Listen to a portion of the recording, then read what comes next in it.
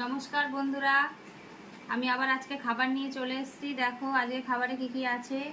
ভাত, শসা, সঙ্গে রয়েছে লেবু, এখানে রয়েছে ঢেঁড়স ভাজা, এখানে সোয়াবিন দিয়ে আলু দিয়ে তরকারি, এখানে ঝিঙে দিয়ে ডাল, সাথে আমের চাটনি। এটা আবার ভেবো না কালকের আমের চাটনি, আজকেই করেছি। আর রয়েছে সাথে মিষ্টি দই। চলো আমি খাবারটা খাই, তোমরা পুরো ভিডিওটা দেখতে থাকো।